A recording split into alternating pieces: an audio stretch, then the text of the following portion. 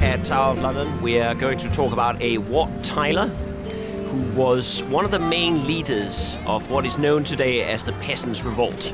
Even though back then they didn't call themselves peasants, they called themselves villains, but that's another story. But we would call them peasants today. And it's about the Peasants' Revolt of 1381, where Tower of London fell for the first time to the hands of common men.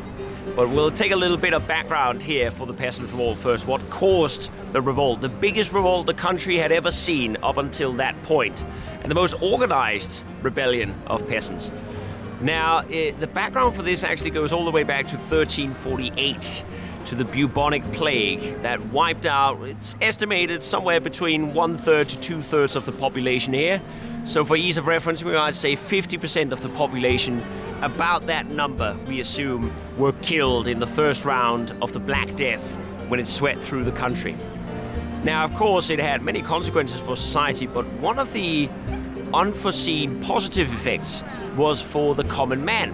Suddenly, their wages started becoming higher because their labor force were much more in demand, which meant that peasants and carpenters and smiths, whatever it might be, regular average Joes could start commanding a higher salary.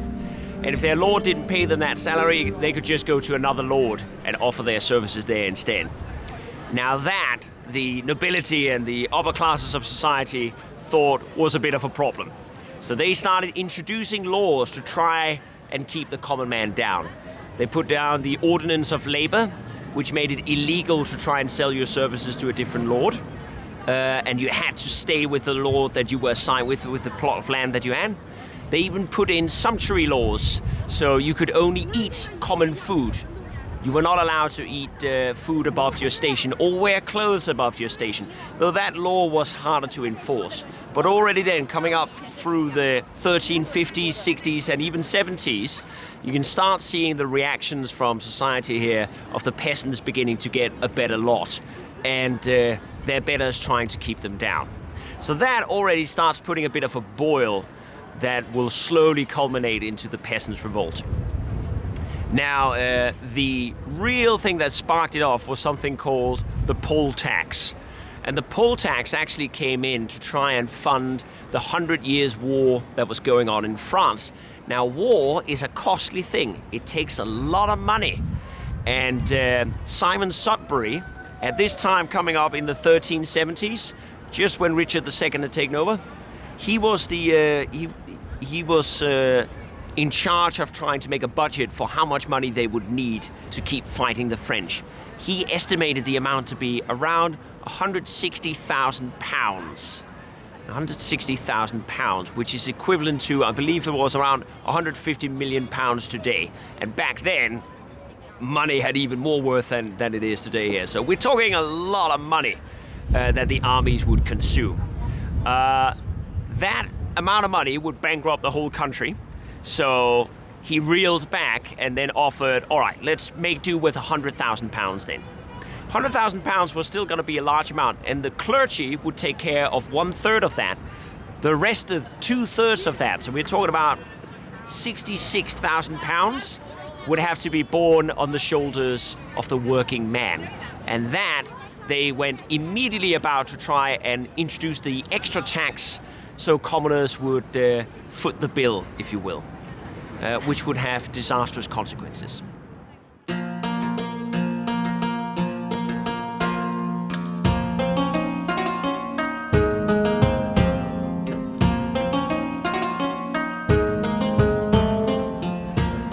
Now, as we're doing this background bit talking about Wat Tyler, we haven't gotten to Wat Tyler yet, but we're still covering what would lead up from this obscure commoner to become a leader of thousands of men.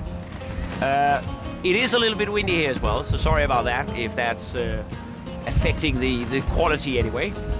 But basically, I should say there was a first poll tax where every man above the age of 14 would have to pay 4 pence. Now that they introduced a second poll tax in 1379 to try and raise the money they needed, and that second poll tax would have every member of society above the age of 14 paying 12 pence, which would bankrupt a lot of people. Now, the treasurer, Robert Hale, He'll be important later. But he made some investigations to find out how much money they had actually managed to raise. Robert Hale had managed to investigate how much money was actually raised. And out of the about £60,000 that was meant to be raised, it turned out that they had only gotten about £18,000. So clearly, a lot of tax evasion was going on. A lot of people were not paying their tax. So they decided to send out royal commissioners, you might call them royal thugs, to start investigating, interrogating, and asking questions in the various shires and towns. Why are you not paying your taxes? Who's not paying their taxes? It was a particularly prominent problem in southeast of England. So we're talking in Essex and Kent and further southeast. A lot of people weren't paying their taxes. And it's actually there where the rebellion was sparked after a violent outbreak. To give an idea of how much people detested the royal commissioners, because actually most of the anger were not necessarily fueled from the tax itself, but from the way that these investigations were done. As an example of how egregious these authorities were, in Fopping, it was decided that to try and find out whether girls over the age of 14 were eligible for tax, the tax collectors would have to check under the skirts of the girls to see if they had had intercourse with a man.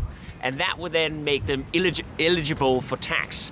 Now you can imagine many parents didn't want this to happen to their precious daughters, so they decided just to pay the tax rather than have some tax collector lifting up the skirts of their daughters. Horrific stuff, right? So that was a genius way of them of pressuring the peasants into paying their taxes. But finally, one peasant had had enough, and that would lead to a spark that would fuel lots of rebellions across the country.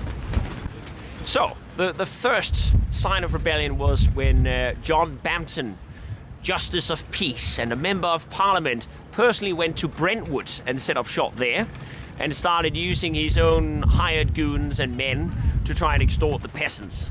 And he was demanding the second poll tax. Now, one among the peasants called Thomas Baker stepped up to him when he was making demands. Why haven't you paid your second tax? Thomas Baker stepped up and said, we have already paid our tax. What are you talking about? We're not paying a penny more. Right? That led John Bampton to try and arrest Thomas Baker. But when he made the arrest, a violent clash started to break out, and there was a huge melee inside the house that he had set up in. And 3 clerks were actually killed in the scuffle, among several members of the jury as well. And that news spread of that and started spreading throughout the country, and that inspired more and more people to start resisting the tax collectors violently and start rising up against nobles. And this is where Wat Tyler steps in.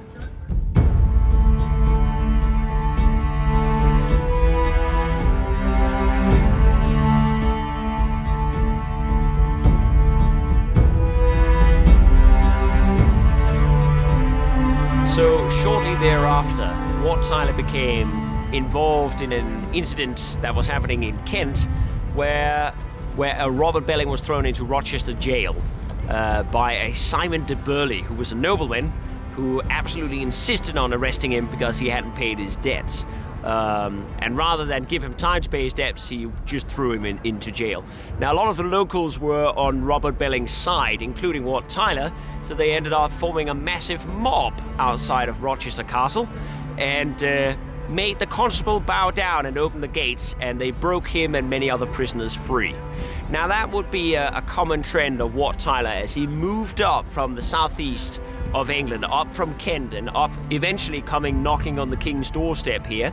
He would open prisons and free prisoners on the way, which would add to his army. So the prisoners would usually join his cause. So his army of peasant rebels just became larger and larger and larger until he posed a pretty credible threat to the king. Now, there's another rebel leader. So the 3 main rebel leaders were called Wat Tyler, Jack Straw, and John Ball. Now, John Ball was a radical priest who had thrown in his cahoots with Wat Tyler because Wat Tyler liked to listen to his sermons, and he was a priest that preached equality amongst people and that all were equal before God, which had made him previously excommunicated from the church. But now John Ball was getting his chance to shine in this massive revolt that was starting to march on London. We don't know a lot about Wat Tyler or his early life. He may have been a blacksmith, maybe he was a smith in Kent, we're not quite sure. Even him and Jack Straw might be the same person. We're not quite sure if they're two separate people or they're the same person, because it could have been another nickname that he was called. But based on what we know, he seems to have been very good at organizing people, organizing this angry mob into actually a credible army. And a very charismatic leader that the peasants were willing to follow, that he could get to march all the way to London. Now, so the Peasants' Rebellion stretched from, it was pretty short actually, it went from 30th of May to about the 15th of June. And on the 12th of June is where the peasants, they made it very close to the Tower of London. They actually got to Blackheath, which is just on the other side of the River Thames. They were coming up close to Southwark. We're on the northern side there, right next to the Tower of London. Now, when the king and his councillors heard news of this, he decided to sail down the Thames from Windsor Castle and take up safety here in the Tower of London. So King Richard II, who was 14 at the time, moved in here with his closest councillors, who were terrified of the peasants, and they decided that Tower of London was probably their best bet of going here. They started by sending the Bishop of Rochester to try and calm the peasants down and try and ask them to go home, right? That didn't work. They were not going to be dissuaded that easily. So they realized they would have to take more substantive means to get the peasants to go home. And that might require the king himself to talk to the peasants. Because when the peasants sent their message back to Tower of London, the way they framed it was, we're here to free the king from his corrupt officials. We are the king and the common man's cause. Which made King Richard think, maybe I can talk reason to the peasants, which we'll find out if he could later on.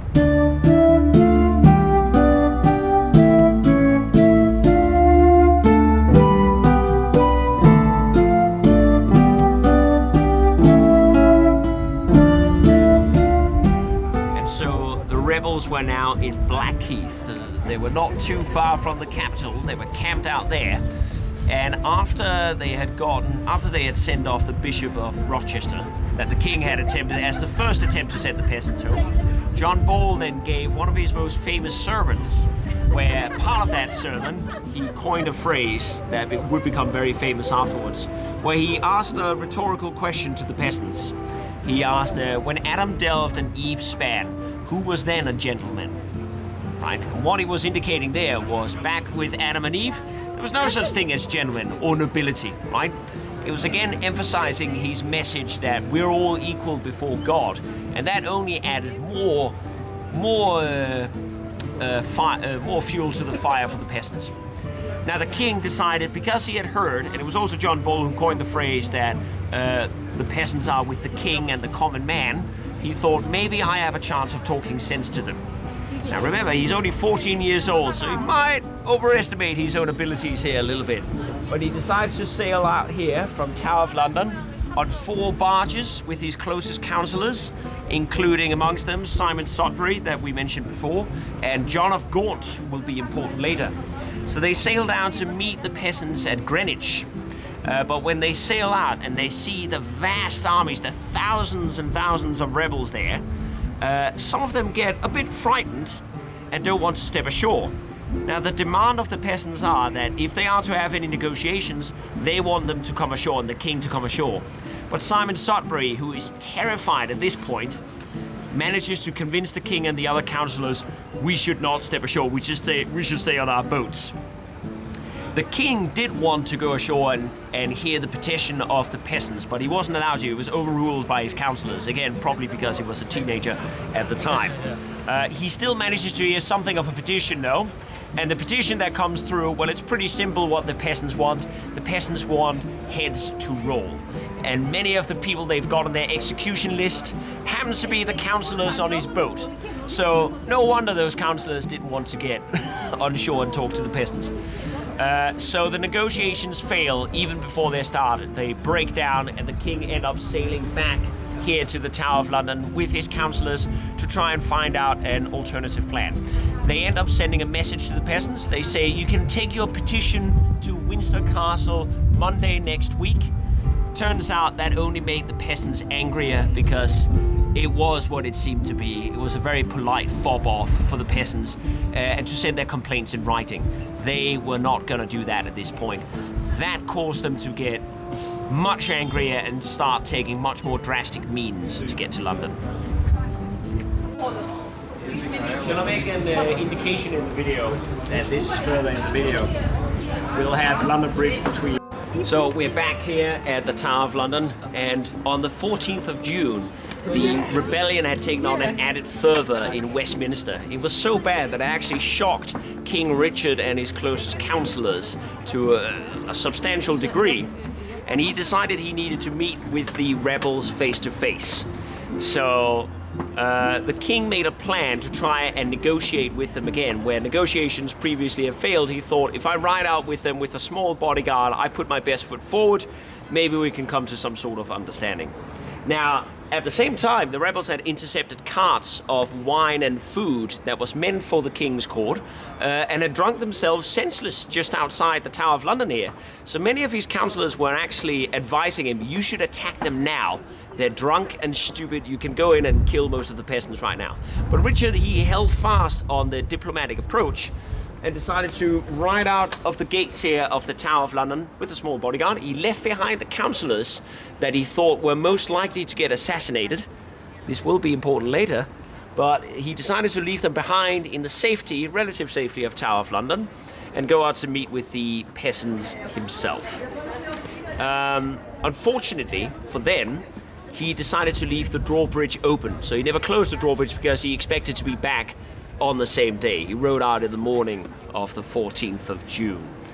So, that's good to know for now. The drawbridge was down, the officials they thought they were safe, and in the meantime, Richard II, he met the rebels in Mile End. Now there he got to meet their demands, a further list of their added demands now, and among those demands were the end of serfdom. They wanted to end the form of almost feudal slavery that was going on and basically all be treated as free men, if you will. And they also had a further list now of hated officials that they wanted executed by the king. And finally, they said something interesting, that they wanted no other law but the law of Winchester. Now, we're not quite sure what that meant, but it's very likely that they wanted their villages and towns to almost be autonomous communes. So they hated the legal system that was taking place here in London. And actually many of the peasants specifically targeted lawyers and many of the legal institutions here and burned down any document they could find. So they were tired of being ruled from London here, wanted to have their own rule, pretty much. Now the king, he was willing to meet the first demand there of the end of serfdom. He wasn't willing to hand out the officials to be executed, but he said that he would be willing to mete out any justice that would be required himself. Unfortunately, he did a bit of a blunder there. He gave them the right to go out and hunt down the enemies of state and bring them before him. So in that way, almost by accident, the king gave the peasants a royal charter to go out and hunt out enemies, and it could be enemies they considered to be enemies of the state, and bring them before the king's justice. That only added to the violence of the peasants and the people that they were targeting, which were particularly lawyers, Flemish people and other foreigners, and officials that they didn't like. Now, at the same time as the king was in Mile End, there's an interesting little quote here from a Jean Froissart, who was a contemporary court historian and medieval author, who writes about what was happening here at the Tower of London at the same time. Now, he writes, the king had ridden out to meet the rebels at Mile End. The tower's drawbridges and portcullis gates had not been raised behind him, and a mob of at least 400 men stormed the castle. The men-at-arms guarding the tower put up no resistance, and the peasants shook their hands as brothers and stroked their beards in a friendly fashion. It's pretty interesting. We're not quite sure why the guards gave up. Was it out of fear? They were fearing the rebels, or was it perhaps because the king had given new powers to the rebels, that they were confused whether they should stop them or not? Or maybe the guards secretly had sympathy for the rebels' cause. Whatever it might be, they gave them no resistance, and they could just pour inside the Tower of London and start a manhunt themselves. They started hunting down the officials that Richard II specifically had left behind to be protected. And that would spell the doom for quite a few important people inside, including Simon Sudbury and Robert Hales, the treasurer, and almost the individual who would become Henry IV, who would become the next king. He was almost killed by the peasants, but a royal guard stepped in and interceded on his behalf and persuaded them not to chop his head off. All the other officials, though, were dragged out of the chapel. Most of them were in the chapel praying for their lives. They were hauled out by hair and by their arms out here on Tower Hill, which is right next to us, got their heads chopped off by the rebels. They put them up on logs, and they say that it took, well, according to one chronicler, he says that it took 8 strokes to decapitate Simon Sudbury because he put up so much resistance. He even put up his hands to try and shield his head, which caused some of his fingers to be hacked off. So it was a pretty grisly display. So while the king was gone, and these people he thought here were safe, they were being massacred by the peasants. While his mother and his sister, they escaped the wrath of the peasants. They just got a little bit of mockery. So some people were spared, others got a very grisly end. So after his meeting with the peasants at Mile End, some of the rebels were assuaged that the king would see to their demands. So a lot of the Essex rebels, they left London at that time and decided that was the end of it. Many of the Kent rebels who were directly under Wat Tyler, they stayed. But the king heard the news of what had happened in Tower of London, so he decided not to return here. His stronghold was not so safe anymore. So he went to something called the Great Wardrobe, another little bastion of his in Blackfriars. And there he met with his remaining councillors, and he had to appoint some new councillors because quite a few of them had been killed. And then he started plotting how to gain the upper hand on the rest of the rebels who had remained in town. So they were starting to scheme here now how they could gain an advantage over the rebels. In the meantime, the rebels were pillaging and burning the rest of London. Okay, so here we are at London Bridge. This is the new London Bridge from 1970. The London Bridge in the 1380s would have been a bit further off in this direction here, so it wouldn't have been right here, but very close to here. And it was the only bridge going across the Thames, so of course it would be interesting for the rebels. Now, for now, the rebels were secluded to the southern side of London, and there wasn't a whole lot of stuff over there. There were mostly a couple of brothels and a few areas of entertainment and a few piers. That was pretty much it. So if the rebels wanted to get into London proper, they'd have to cross the river. Now, the king had just given them a royal fob-off, a polite please go home and send your request in writing to Windsor Castle. This was not satisfactory for the rebels, so they started marching up from Blackheath up to Southwark. Now, in Southwark, they started going into some of the brothels, and they found one brothel that was being rented by William Walworth. Now, William Walworth will be significant later, but he was the mayor of the City of London, which is right here to our right-hand side. And he basically rented this institution, this brothel, full of Flemish prostitutes. And the rebels, we might have mentioned that already, were very skeptical of foreigners that included the Flemish. So they started burning down this brothel pretty much immediately, terrifying the Flemish ladies of the night there. But they also happened to meet quite a lot of local Londoners through that and gain some people on the inside that could help them getting in here, because there were actually quite a few Londoners, average working Londoners, who felt a lot of sympathy for the cause of the rebels. So with the help of those local Londoners, they made it to London Bridge, and they managed to persuade the sergeant on the bridge to open the bridge. So the bridge was actually opened from inside. Again, we are not quite sure why, whether they were scared of the rebels, whether they felt something for the cause of the rebels, whether Londoners from the inside helped to break them in. It could have been a multitude of all those reasons. But what we know was the drawbridge of London Bridge was put down, and the rebels from Kent could pour across London Bridge and start smashing their way through the City of London. And it's in the City of London that they began their campaign of hunting down officials, particularly lawyers. They hated lawyers. They found documents with green seals on them. They started burning them down. And the rebels from Essex, they mounted up outside Aldgate. And local Londoners from inside Aldgate could open the gates there and allow those rebels to come in. So suddenly here on the 13th of June, London was swimming with rebels. that caused all sorts of chaos here. And it would only get worse for the king and his officials from there on. Now, it is also London Bridge that would be decorated with many heads during the rebellion. So at the end of these tumultuous events, which would be just a few days later where most of it would end, you'd have both heads of rebels and anti-rebels here mounting the bridge. First of officials that the rebels they found, they put them on poles, put them on top of London Bridge, and then once the rebellion was quashed, many rebel heads, including Wat Tyler's head, would end here on the bridge, sadly for him. But as for Wat Tyler, he did his usual thing. When the rebels started pouring in here, they broke prisoners free from all the prisons. So they broke prisoners free from Marshalsea prison on that side. And once they came up into London proper, into the city of London, they broke prisoners out of Newgate prison, or Fleet prison. Many of these prisoners would be debtors, so they would owe lots of money to the very same people that the rebels were fighting against. So he found some, let's say, very motivated recruits among those prisoners who were more than happy to join his cause and burn down all the documents, especially the financial documents that might be listing their very debts.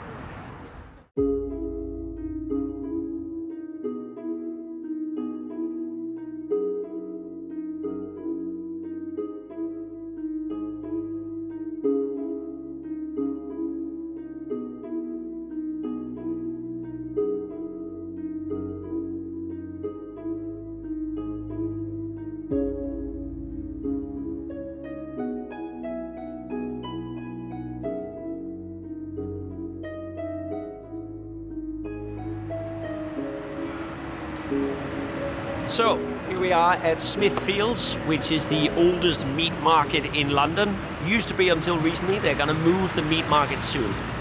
But that's another story. This is where Richard II had his third and last meeting with the rebels. So a day after Mile End, he had managed to send off the Essex rebels. They had gone home and gone packing. He still had to deal with the Kentish rebels that were being led by Wat Tyler, that required a little bit more to assuage them. And the king thought, well, okay, it worked the first time that I talked to the peasants directly. Let's do that a second time. And he arrived in Smithfields, meeting thousands of the rebels with about 200 of his own retainers and the mayor of the city of London, William Walworth. Now, when they met Wat Tyler here, the king queried him as to why he hadn't left yet. Many of his retainers were getting increasingly angry, apparently, with the way that Wat Tyler was treating the king. He was treating him in an overly familiar fashion, calling him his brother and promising him his love, but not showing him the deference that a peasant was supposed to show to his king. And Richard II gets around to asking him why he hasn't left yet. And this prompts apparently Wat to get a bit angry and say that he wants further charters to be drawn up. Now the king promises him that he will deliver on those charters, but then his tone changes quite a bit when he says, now, go home, right? There's quite a bit of a venom coming into the conversation here because even the patience of the king, of the 14-year-old king, was being tested. At this, apparently, Wat was stretching his boundaries. He asked for a jug of water to be produced. He got a jug of water, having a stare down with the king, drank from the water, swiveled it around his mouth, and then spit it out right in front of the king. Now this was where his retainers, that was the final straw for many of the gathered people and their patience. So Walworth steps forward and arrests him and says, I'm arresting you now for your informal treatment of the king. At this, some resistance comes up, and this is where several chroniclers, they have different accounts what happened. It was apparently quite confusing, which you can imagine in a mass of people like that, when tempers are sparked, things get a little bit confusing. But apparently what might have happened was one of the courtiers shouted out something at Wat Tyler as well. Maybe an obscenity, maybe something to provoke him, maybe intentionally. And it caused Wat Tyler to draw his dagger and declare, I'll cut your head off if you keep talking like that, pretty much. Now that gave the mayor the window of opportunity he needed to arrest Wat Tyler. But he wasn't going to go down that easily. So he tries to stab when the mayor makes a grab for him. He tried to stab him. But unfortunately for him, the dagger bounced off the armor of the mayor because the mayor was wearing armor below his clothes secretly. So Wat Tyler's attack fails, and the mayor draws his own dagger and apparently stabs him in the neck before stabbing him in the head. Now this was apparently not enough to kill him. So when he backs off, a squire called Ralph Standish breaks ranks and runs him through with his sword. So as if he hadn't gotten it off by being stabbed in the neck and the head, our squire also comes over and stabs him repeatedly with his long sword. And Wat Tyler staggers away from there. He flees in the crowd. He's mortally wounded. A manhunt begins for him with the mayor. And in the meantime, the thousands of rebels, they are confused. They don't really know what to do at this point, because it almost looked like he was going to attack the king or some of the king's retainers. In that moment of confusion, Richard steps in and takes his chance and says, "I will be your captain now." And he effectively takes over the leadership from Wat Tyler. Because you got to remember here, the peasants, they still felt loyalty to the king. The way they saw it, they were on the king's side, and they were trying to liberate the king from his corrupt officials. So they actually acquiesce to the king's demand and follow the king. He leads them out of London, bit of a diversion tactic, leads them out of London, sends them back to their homes, and promises them, "I will make sure that all your demands are heard. We'll end serfdom. You'll get all you want." Turns out weeks later, the king was going to back down on all those promises. And the rebels were probably going to regret that they ever trusted the establishment.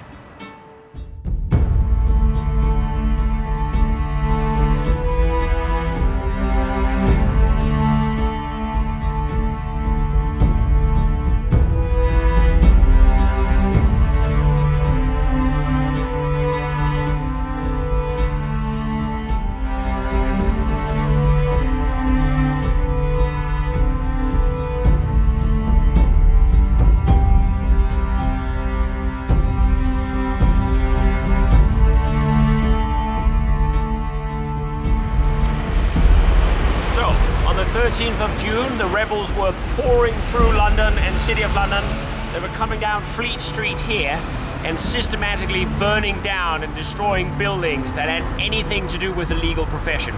Now here in Temple, where we are now, has been traditionally the high ground of the legal profession. They have lawyers since the Middle Ages and almost a little bit before that. So this was an obvious target for the rebels, who hated anything to do with the law, and specifically burned down legal documents, especially documents with the green seal that were financial documents. So that's a lot of what they did here. They would actually even go so far as removing the tiles from roofs of buildings and then dropping down torches and flammable things to set fire from the buildings inside, almost make a chimney effect, so the building would be thoroughly destroyed and burned. That is what they did.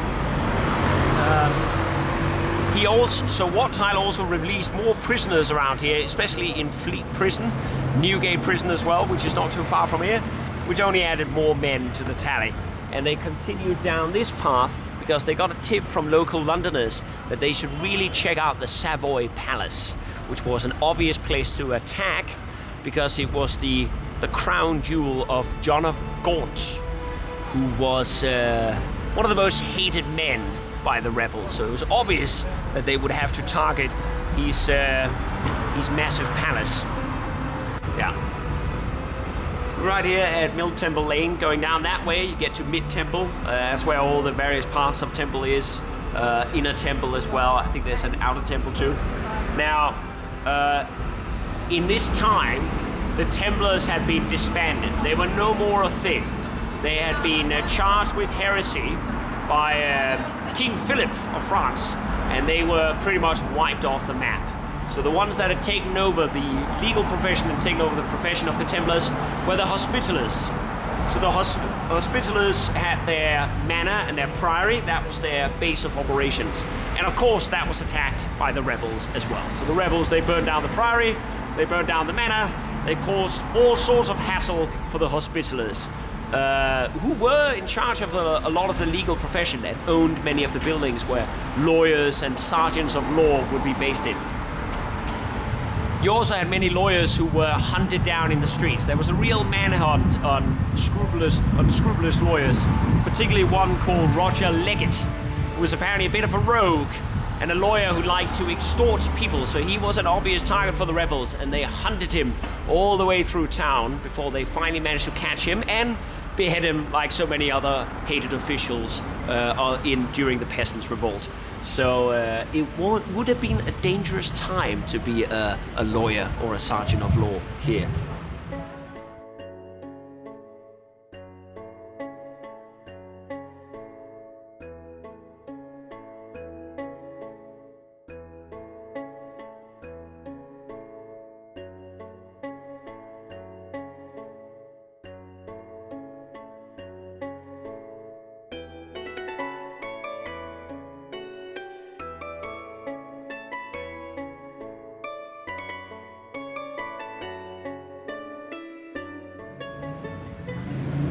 So, we've now made it to Savoy Hotel, which is right here. But before this building, if you can believe it, there was something called Savoy Palace. And it was there until the rebels decided to destroy it in 1381. Actually, the land had been granted by Henry III in 1246, and he had granted it to the Count of Savoy. So that's where the name came from. And later, the Count of Savoy managed to build his own palace. It was then taken over by the Lancasters, which is how Savoy Palace ultimately ended up in the hands of John of Gaunt. Now, John of Gaunt was probably the most hated on the list of people that the rebels wanted to execute, because he was largely blamed for introducing the poll tax and the second poll tax, which was the main reason why the rebels decided to rebel. So he had his massive palace here. The local Londoners, they had given the peasants the slip that this is a place they should target. And by the time the peasants came here, Londoners had beaten them to it and already set fire to the building, because they probably hated the building just as much, because it showed off the opulence of the richest man in England. John of Gaunt was at the time, only second to the king, the richest man in the whole country. And he was also the country's main power broker, right? So it was a symbol of his power. Now, when the peasants, they saw this building, they had never seen anything like this before. It blew their minds, right? It was a building that was worth about £35,000, which for sake of equivalence, let's compare it to something. It would be comparable to feeding and supplying the English armies in France for about 3 to 4 months, which was a lot, right? So a very costly building. So suddenly the peasants could see where a lot of their taxes had gone to, straight to this palace here, right? Now, John of Gaunt, he was also wont to use taxes for his own ends. So he took about half the taxes that were brought in for the country and used for his own purposes, like expeditions to Portugal and his own political devices. So you can probably understand why he was disliked. And here they could see like the physical manifestation of all that money he had siphoned. So the peasants start going in and helping with demolishing this building here. Now, they almost didn't steal anything, which is quite interesting. They called themselves zealots of truth and justice. So they refrained from stealing things. Instead, they took all the riches inside, and what they couldn't burn or melt down or destroy, they poured into the River Thames or put down in the city drains, right? It was believed by a chronicler at the time that of all the wealth they hauled out of there, it would have been enough to fill 5 carts and been worth around, I think it was £15,000. So again, a lot of money that was just literally poured down the drain by the rebels here. About 30 of them made it to the cellars, the wine cellar, where they did start having a grand old time, tapping into all the wine down there, getting a bit drunk. And there they found barrels of what they thought to be silver and gold. And they had decided already, we're not taking any silver gold, we're burning it, right? Unfortunately for them, when they put it on the pyre and they started burning it in the wine cellar to burn the wine cellar as well, it turned out it wasn't gold or silver, it was gunpowder. That caused a massive explosion and caused a lot of the building to collapse on top of the rebels. And the 30 rebels that were down there in the wine cellar was actually trapped. No one could hear them, no one could come to save them. So they were trapped down there with no means of getting out, no one to help them. It took days for them to die. They were basically trapped down there with no way of getting out. So a pretty horrible end for about 30 of the rebels there. Well, that's just to say, that was probably one of the most opulent buildings they destroyed in their rampage throughout Fleet Street and the city of London. And now on the same grounds, we've got a very famous hotel, the Savoy Hotel. That's some of the early history of the grounds around here, at least.